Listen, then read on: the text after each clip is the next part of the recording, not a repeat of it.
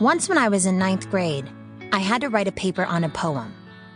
One of the lines was, "If your eyes weren't open, you wouldn't know the difference between dreaming and waking." It hadn't meant much to me at the time. After all, there'd been a guy in class that I liked, so how could I be expected to pay attention to literary analysis? Now, 3 years later, I understood the poem perfectly.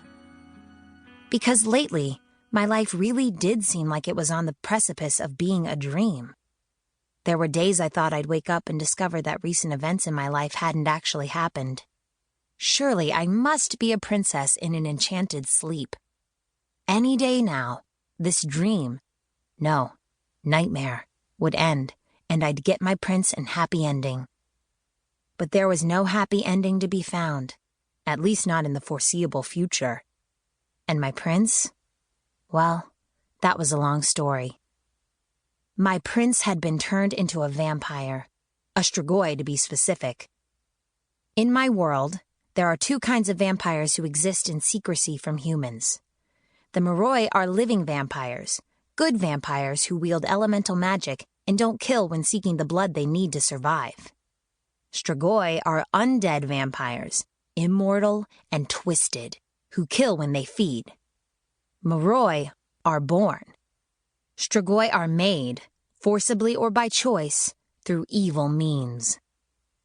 And Dimitri, the guy I loved, had been made a Strigoi against his will. He'd been turned during a battle, an epic rescue mission that I'd been part of as well. Strigoi had kidnapped Moroi and Dompiers from the school I attended, and we'd set out with others to save them. Dompiers are half vampire and half human, gifted with human strength and hardiness and Moroi reflexes and senses. Dompiers train to become guardians, the elite bodyguards who protect Moroi. That's what I am. That's what Dimitri had been. After his conversion, the rest of the Moroi world had considered him dead. And to a certain extent, he was. Those who returned Strigoi lost all sense of the goodness in life they'd had before. Even if they hadn't turned by choice, it didn't matter. They would still become evil and cruel, just like all Strigoi. The person they'd been was gone. And honestly, it was easier to imagine them moving on to heaven or the next life than to picture them out stalking the night and taking victims. But I hadn't been able to forget Dimitri, or accept that he was essentially dead.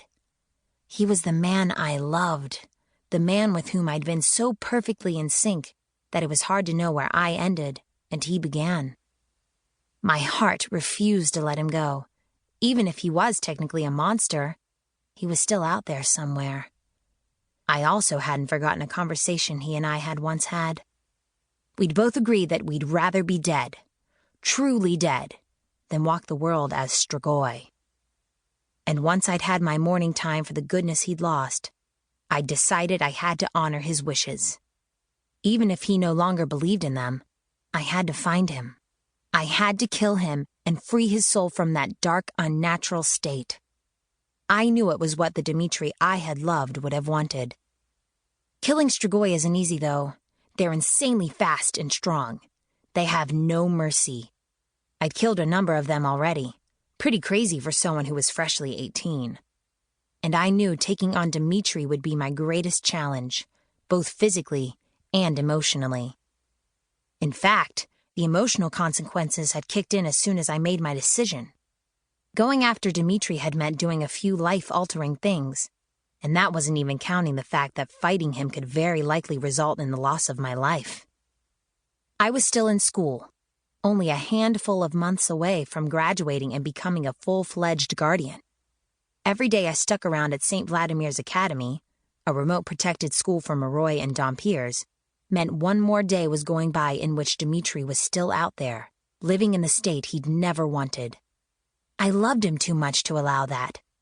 So I'd had to leave school early and go out among humans, abandoning the world I'd lived in nearly my entire life. Leaving had also meant abandoning one other thing. Or rather, a person. My best friend Lissa, also known as Vasilisa Dragomir. Lissa was Moroi, the last in a royal line. I'd been slated to be her guardian when we graduated, and my decision to hunt Dimitri had pretty much destroyed that future with her. I'd had no choice but to leave her. Aside from our friendship, Lissa and I had a unique connection. Each Moroi specializes in a type of elemental magic: earth, air, water, or fire. Until recently, we'd believed there were only those 4 elements.